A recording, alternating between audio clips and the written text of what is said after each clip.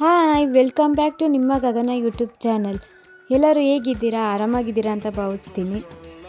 ನಾನು ಹೆಚ್ಚೆಚ್ಚು ಲಾಗ್ ಹಾಕಬೇಕು ಅಂದರೆ ನೀವು ನನಗೆ ಸಪೋರ್ಟ್ ಮಾಡಬೇಕು. ನನಗೆ ಎಕ್ಸಾಮ್ಸ್ ಇದ್ರೂ, ನಾನು ಕಾಲೇಜಿಗೆ ಹೋಗ್ತಾಯಿದ್ರು, ಯಾವಾಗಾದರೂ ಫ್ರೀ ಮಾಡ್ಕೊಂಡಾದರೂ ನಾನು ಲಾಗ್ ಮಾಡಿಬಿಟ್ಟು ಹಾಕ್ತಾಯಿದ್ದೀನಿ. ಹಾಗಾಗಿ ನೀವೆಲ್ಲರೂ ನನಗೆ ಸಪೋರ್ಟ್ ಮಾಡಬೇಕು. ಇವತ್ತೇನಂದರೆ ನಾಳೆ ನ್ಯೂ ಇಯರ್ ಅಲ್ವಾ, ಅದಕ್ಕಾಗಿ ಇವತ್ತು ಕೇಕ್ ಕಟ್ಟಿಂಗ್ ಮಾಡೋಕ್ಕೆ ಕೇಕ್ ಹೆಂಗೆ ಮಾಡೋದು ಅಂತ ಮಾಡ್ತಾಯಿದ್ದೀನಿ. ನಮ್ಮ ಕಾಲೇಜಿಂದ ಬರಬೇಕಾದ್ರೆ ಅಲ್ಲೇ ಪಕ್ಕದಲ್ಲಿ ಶಾಪಿಂಗ್ ಸಿಕ್ತಿತ್ತಲ್ಲ, ಅಲ್ಲೇ ನಾನು ಎಲ್ಲ ಕೇಕ್ ಐಟಮ್ಸ್ ಎಲ್ಲ ಖಾಲಿ ಮಾಡಿಬಿಟ್ಟಿದ್ದೆ.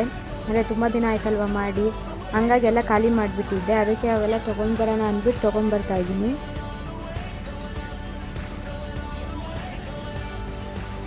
ಮನೆಗೆ ಬಂದು ನೋಡಿದ್ರೆ ಇದು ಎಲ್ಲ ಇವೆರಡೂ ಎಕ್ಸ್ಪೈರಿ ಆಗಿಬಿಟ್ಟಿತ್ತು. ಹಂಗಾಗಿ ಎಕ್ಸ್ಪೈರಿ ಆಗಿರ್ಬೋದು ಅನ್ನೋ ಡೌಟಲ್ಲೇ ನಾನೇ ತೊಗೊಂಬಂದ್ಬಿಟ್ಟಿದ್ದೆ ಆಲ್ರೆಡಿ. ಅದಕ್ಕೆ ನಾನೇನೋ ತೊಗೊಂಬಂದು ಇಟ್ಕೊಳ್ಳಲ್ಲ, ಮಾಡಬೇಕು ಅಂದಾಗ ಎಲ್ಲ ತೊಗೊಂಬರ್ತೀನಿ. ಇದು ಏಪ್ರಿಲ್ಗೆ ಆಗೋಗ್ಬಿಟ್ಟಿದೆ, ಯೂಸ್ ಮಾಡಿಲ್ಲ, ಓಪನ್ ಕೂಡ ಮಾಡಿಲ್ಲ, ಹಂಗೆ ಅಷ್ಟೇ. ಆ ಡೌಟ್ ಮೇಲೇ ಈಗ ತೊಗೊಂಬಂದಿದ್ದೆ. ಈಗ ಮಾಡಬೇಕು. ಹಿಂಗೆ ಮಾಡೋದು ನೋಡೋಂತೇನೆ.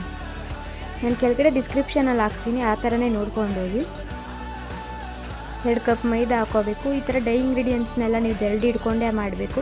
ಯಾಕಂದರೆ ಅದರಲ್ಲಿ ಏನಾದ್ರು ಗಂಟು ಏನಾದ್ರು ಇದ್ದರೆ ಅದು ಹಂಗೆ ಹಾಕಿದ್ರೆ ಅದು ಕರೆಕ್ಟಾಗಿ ಕೇಕ್ ಇದಾಗಲ್ಲ. ಹಂಗಾಗಿ ನೆಕ್ಸ್ಟ್ ಕೋಕೋ ಪೌಡರ್ ಹಾಕ್ತಾಯಿದ್ದೀನಿ, ಬೇಕಿಂಗ್ ಪೌಡರ್ ಎಷ್ಟೆಷ್ಟು ಹಾಕಬೇಕು ಅಂತ ಅಲ್ಲಿ ನಾನು ಹಾಕ್ತಾಯಿದ್ದೀನಿ, ನೋಡ್ಕೊಳ್ಳಿ.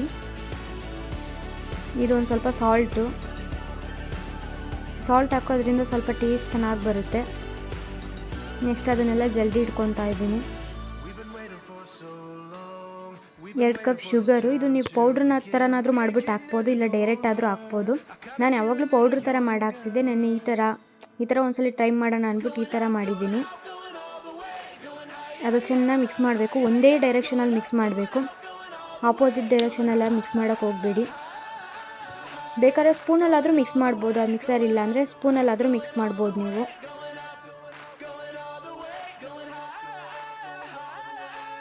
ನನಗೆ ಕೇಕ್ ತೊಗೊಂಬಂದು ತಿನ್ನೋದಕ್ಕಿಂತ ನಾನು ಮಾಡಿಬಿಟ್ಟು ತಿನ್ನೋದೇ ನನಗಿಷ್ಟ. ಬಟ್ ಸ್ಮೆಲ್ ಇದು ತೊಗೊಂಡ್ರೆ ಸ್ವಲ್ಪ ತಿನ್ನೋಕ್ಕಾಗಲ್ಲ, ಆದರೂ ಮಾಡಿಬಿಟ್ಟು ತಿನ್ನೋದೇ ನನಗಿಷ್ಟ. 1 ಕಪ್ 1.5 ಕಪ್ ಹಾಲು, 1/2 ಕಪ್ ಆಯಿಲ್ ಹಾಕ್ತಾಯಿದ್ದೀನಿ. ಅಡುಗೆ ಎಣ್ಣೆ ನೀವು ಯಾವ್ದು ಯೂಸ್ ಮಾಡ್ತೀರೋ ಅದನ್ನೇ ಹಾಕ್ಬೋದು. ವೆನಿಲಾ ಎಸೆನ್ಸ್ ಹಾಕ್ಕೊತಾ ಇದ್ದೀನಿ ಫ್ಲೇವರ್ಗೆ. ಇವಾಗ ಚೆನ್ನಾಗಿ ಮಿಕ್ಸ್ ಮಾಡಬೇಕು ಅದನ್ನು. ನಾನು ಸ್ಟಾರ್ಟಿಂಗಲ್ಲೆಲ್ಲ ಕೇಕ್ ಮಾಡ್ತಿದ್ದಾಗ ಈ ಥರ ಹಾಲು ಇದನ್ನೆಲ್ಲ ಸಪ್ರೇಟಾಗೆ ಮಿಕ್ಸ್ ಮಾಡ್ಕೊತಿದ್ದೆ. ಡ್ರೈ ಇಂಗ್ರೀಡಿಯೆಂಟ್ಸ್ನ ಅದಕ್ಕೆ ಆ್ಯಡ್ ಮಾಡಿಬಿಟ್ಟು ಆಮೇಲೆ ಮಿಕ್ಸ್ ಮಾಡ್ತಿದ್ದೆ. ನಿನ್ನೆ ಸ್ವಲ್ಪ ಟೈಮ್ ಇರಲಿಲ್ಲ, ಬೇಗ ಮಾಡೋಕ್ಕೋಸ್ಕರ ಈ ಥರನೇ ಮಾಡಿದೆ. ಪರವಾಗಿಲ್ಲ, ಚೆನ್ನಾಗಿ ಬಂದಿದೆ. ನಾನು ತುಂಬ ದಿನ ಆಗಿತ್ತು, ಏನಾಗ್ಬಿಡುತ್ತೋ ಅನ್ನೋ ಭಯದಲ್ಲಿದ್ದೆ. ಪರವಾಗಿಲ್ಲ, ಚೆನ್ನಾಗೇ ಬಂದಿದೆ. ಲಾಸ್ಟಲ್ಲಿ ಸ್ವಲ್ಪ ತೆಳ್ಳಗಾಗ್ಬಿಡ್ತು, ಹಂಗಾಗಿ ನಾನು ಇನ್ನೊಂದು ಸ್ವಲ್ಪ ನನ್ನ ತಂಗಿ ಕೈಯಲ್ಲಿ ಮಾಡಿಸ್ದೆ. ತೆಳ್ಳಗಾಗಿದ್ದಕ್ಕೆ ಇನ್ನೊಂಚೂರು ಸ್ವಲ್ಪ ಮೈದಾ ಹಾಕ್ಬಿಟ್ಟು ಇಟ್ಟಿದ್ದೆ. ಇದು ಯಾಕೆ ನಾನು ಹಿಂಗೆ ಇಟ್ಟಿದ್ದೀನಿ ಅಂದರೆ, ನಾನೀಗ ಓವನಲ್ಲಿ ಮಾಡ್ತಾಯಿಲ್ಲ, ಇಡ್ಲಿ ಪಾತ್ರೆಯಲ್ಲಿ ಮಾಡ್ತಾಯಿದ್ದೀನಿ. ಅದು ಬಿಸಿ ಆಗೋಕ್ಕೋಸ್ಕರ ಕೆಳಗಡೆ ಸ್ವಲ್ಪ ಉಪ್ಪು ಹಾಕ್ಬಿಟ್ಟು ಇಡ್ತಾಯಿದ್ದೀನಿ. ಉಪ್ಪೇನು ವೇಸ್ಟ್ ಆಗೋಲ್ಲ, ನೀವು ನೆಕ್ಸ್ಟ್ ಟೈಮ್ ಕೇಕ್ ಮಾಡ್ಬೇಕಾದ್ರೆ ಏನಾದರೂ ಮಾಡ್ಬೇಕಾದ್ರೆ ಯೂಸ್ ಮಾಡ್ಬೋದು.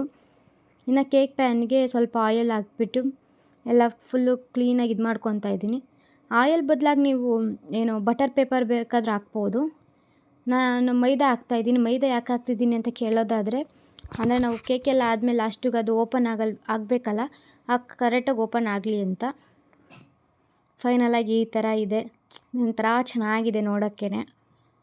ಮತ್ತು ಇನ್ನೊಂದು ಏನಂದರೆ, 3/4 ಭಾಗ ಮಾತ್ರ ಹಾಕಿ, ತುಂಬ ಹಾಕಿದ್ರೆ ಉಬ್ಬಿಬಿಟ್ಟು ಅದೊಂದು ಸ್ವಲ್ಪ ಚೆನ್ನಾಗಿ ಬರೋಲ್ಲ. 3/4 ಭಾಗ ನಾನು ಇಷ್ಟು ಹಾಕಿದ್ರೂ ಸ್ವಲ್ಪ ಉಬ್ಬಿಟ್ಟಿತ್ತು. ಅದು ನಾನು ಇಡ್ಲಿ ಪಾತ್ರೆಯಲ್ಲಿ ಮಾಡ್ತಿರೋದ್ರಿಂದ.